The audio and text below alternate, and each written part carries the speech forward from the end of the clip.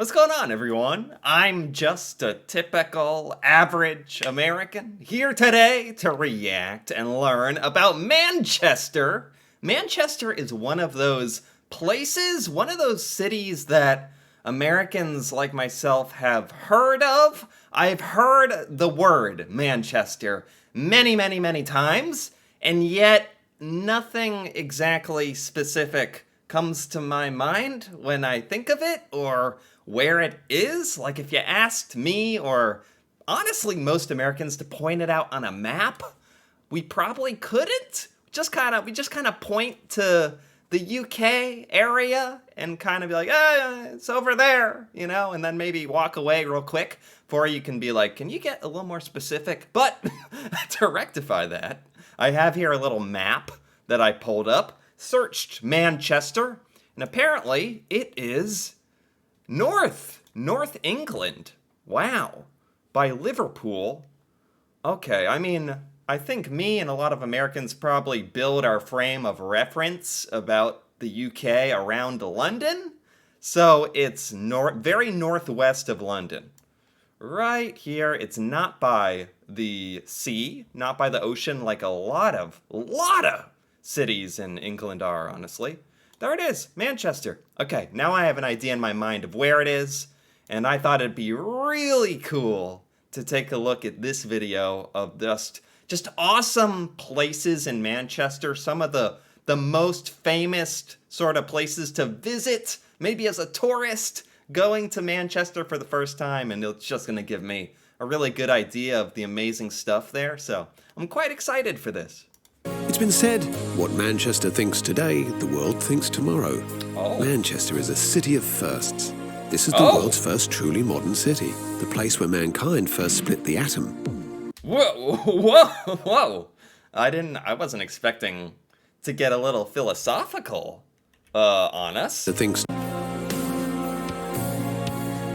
been said, what Manchester thinks today, the world thinks tomorrow. What Manchester thinks today, the world thinks tomorrow. It's a I've only seen 2-3 scenes here. It's ridiculous. And it seems to be a combination of incredibly old historical architecture, like whatever this is, and very modern stuff as well, which is just awesome. You really don't find that at all in America, that kind of combination, because we don't tend to have that much historical stuff that's like, let alone stuff that's hundreds of years old, But this is just amazing. And they apparently split the atom here. Fun fact. The place where mankind first split the atom. The birthplace of the first modern computer. What? Manchester's story begins here, in Castle Field, where the many chapters of the city's story merge into one. Wow. Explore the remains of the Roman fort. What? There's like that's what I'm talking about. How there's literally a random Roman fort, like in the city. Like what? Like I don't know if that is like still crazy to people who grew up in England or in the UK. But trust me, as an American, like the fact that there's some historical Roman fort, like just in the city, that's amazing. Like there's nothing like that.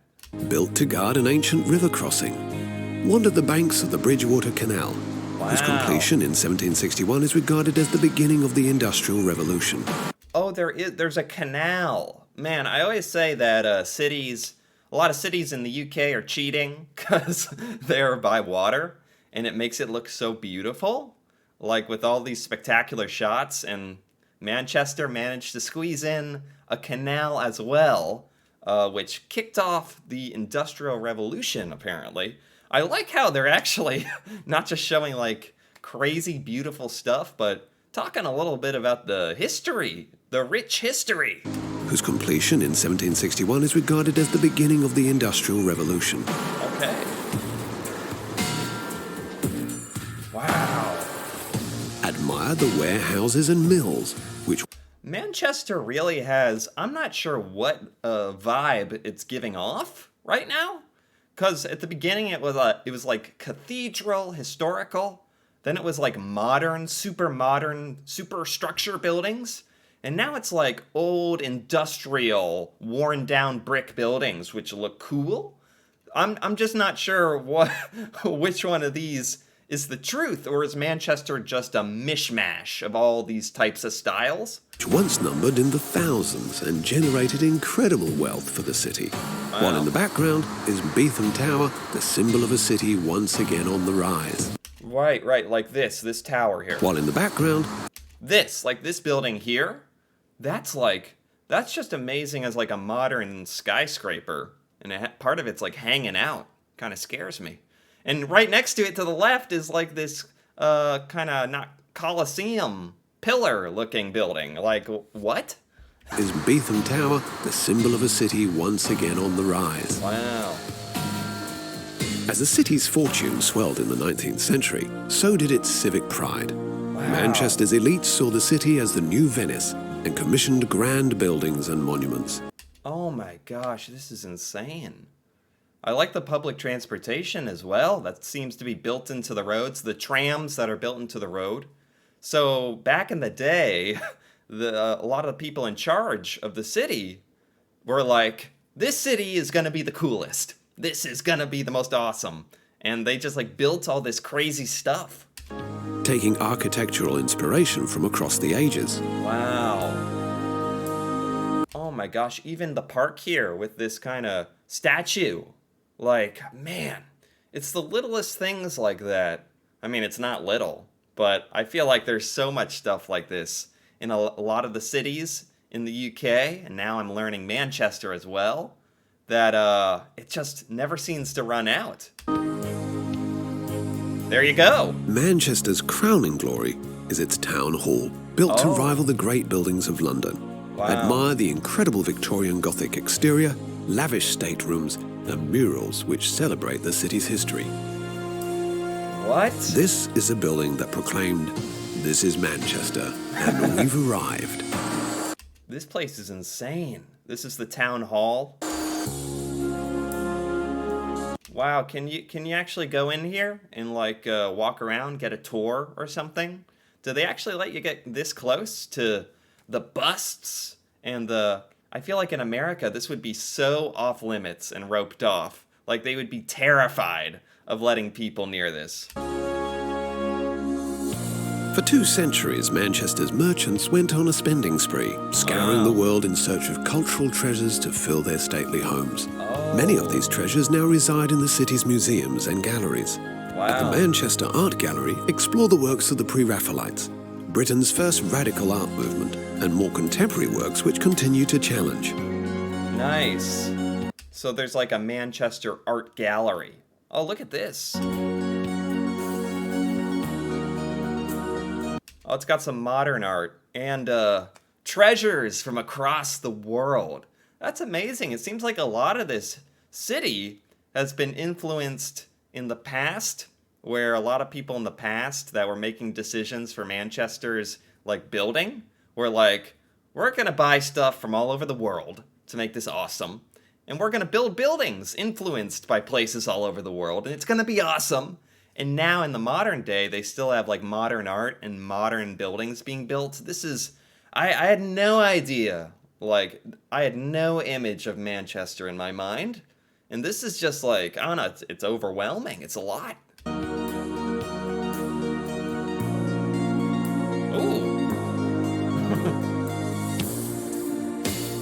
Oh, wow. At the Manchester Museum, step into a Gothic revival time capsule housing millions of items from a T-Rex skeleton called Stan to one of the UK's most important Egyptology collections. Wow. Yeah, they have exhibits from like all over the world. It's pretty awesome. Not just Manchester. This city enjoys a proud philanthropic tradition. Perhaps the city's greatest was Enriqueta Rylands, whose gift to the city was the John Rylands Library. Wow. Dedicated. Some of these buildings, man, like the inside, like outrageous. Outrageous. And this isn't the first time I've seen this, like in some of the cities around the UK. It's just like ridiculous. And it all stems back to how America just doesn't have structures like this. We just don't. To Manchester's largest textile magnet in the 10 years it took to create the neo-Gothic masterpiece, the Sheesh. widow acquired 40,000 books and oversaw every last detail. A Sheesh. labour of love for her late husband and the people of Manchester. Wow. Thinking about actually living here, like being able to live in Manchester and go to this library, like there's people who just get to live their life in this city.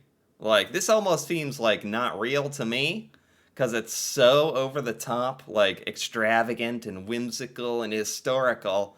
And of course, I'm looking at it through a video and I have to like reel myself back and be like, there's people who this is like their daily life living here. That's wild. Manchester has long understood the power of knowledge. In 1653, the Cheetham Library became the country's first free public library and has been open to all ever since. Wow, yeah, so it is open to the public. Wow. Let your fingertips wander the Tudor-era shelves, then step into the room where Frederick Engels and Karl Marx began to write the Communist Wow. Manifesto, a work inspired by the crushing conditions the city's workers once endured. Wow. I'd almost be scared to have this in America, like open this up to Americans, like just having free reign to go around this library and use it. Like, I don't know if we're trustworthy enough, or if people would be trying to, like, scrape pieces of the wall molding off to bring home, you know, kind of ruin it for everyone. Revolution and reform run deep in Manchester's waters, housed in a restored Edwardian pump house in the People's History Museum, which celebrates those who challenged Britain's rigid political and class systems. Wow. They have quite a few libraries. Or museums. And a library. Oh, yeah. Yeah, we've looked at an art gallery, 2 libraries, and 2 museums. Stand before the simple desk where Thomas Paine penned The Rights of Man, a book that helped ignite the revolutionary fires in America and France. Wow. At the world's oldest surviving railway station, you'll find the Museum of Science and Industry. In the museum's power hall, feel the heat and steam that powered the shafts and wheels which once made Manchester the... Oh, that's awesome. Oh, I'm getting a pop-up. One sec. This is awesome. This exhibit is amazing. Steam engines? And feel the heat and steam that powered the shafts and wheels which once made Manchester the Empire's engine room. Wow. From textile looms to locally produced aircraft and... I almost feel like that would be one of my favorite parts. There's the super historical stuff where you're literally in the library that looks like it was made by the most skilled artisans and architects. And then there's like the hyper-modern stuff with the buildings, and then there's this exhibit with the steam engine, the beginning of like modern technology, and how you actually get to see it in action. That's great. From textile looms to locally produced aircraft and motor vehicles, this museum is both a fascinating journey through the city's glory days and a peek into the future. Yeah. Yeah. It's got like the Star Trek spaceship. Talk about moving Manchester, really pushing to the future. The Imperial War Museum North is designed to resemble the shards of a world shattered by conflict. Wow. Yeah, this whole video really has turned out to be like a really great guide to awesome places to visit in Manchester, particularly if you're trying to learn about history and the fascinating history of all this, and the art as well, which I appreciate. The town hall. Yeah, this is good. These are good recommendations. Manchester knows well the horrors of war. During the Manchester Blitz, thousands of German bombs rained down upon the city.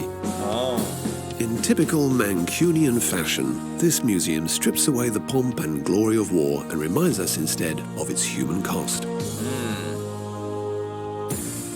After the 1950s, Manchester's fortunes went into a serious decline and the city was all but written off as a post-industrial basket case. Oh, wow. I like how they're showing some of the art around the city. I mean, graffiti, but also like cool works of art by the locals, I assume. serious decline, and the city was all but written off as I like that. A space invader. a post-industrial basket case. But in recent decades, the city began to awaken once more, largely thanks to its youthful creativity. Yeah. This is more modern, creative pop art or something. I love this. A succession of bands like Joy Division, The Smiths, The Stone Roses, and Oasis shook up the foundations of popular music and put Oh, is Oasis from Manchester? I actually didn't know that. Manchester back on the map.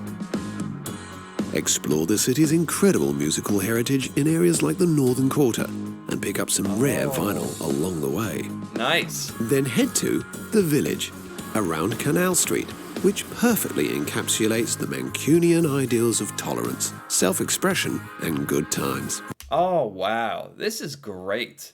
Wow, and there's like a design on the building on the right and like a saxophone dragon. Saxophone dragon on the building to the left. This is amazing. It's like the art is built into the buildings, like this mural. Oh, man. I like how they're talking about some of the different parts of the city of Manchester. I'm not familiar with that at all. Ooh. But if there is one source of pride that truly unites this city, it's its two football clubs, Manchester City and Manchester United. Yes. Oh, I'm actually really glad they pointed this out. This might be what Manchester is known, or why so many Americans have heard this name. I knew it was a city, but even me, the most average American, have heard of the football clubs. Manchester United. I hadn't heard of Manchester City, to be perfectly honest.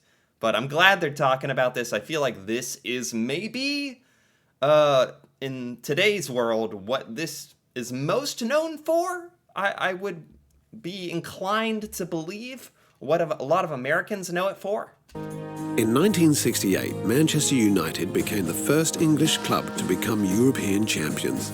Oh. Today, the club enjoys a global fan base in the millions. Yeah, this is like one of the most famous football clubs, right? Manchester United. Like if I've heard of it, then it's pretty darn famous. Learn more at the National Football Museum in the city centre. Or better still, time your visit for a match at Old Trafford, Manchester's Theatre of Dreams, since 1910. Oh, this would be perfect. Like, I love sports, live sporting events, like getting to see a authentic football match in Manchester. That might almost be what I'd like to do. Like, that might be the top thing I've seen on this list so far, just personally.